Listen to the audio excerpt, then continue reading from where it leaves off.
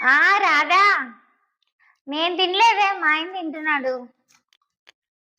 నేనేం చేశాను, 4 రకాలే చేశాను. చికెను, దోశ, వడ, ఇడ్లీ.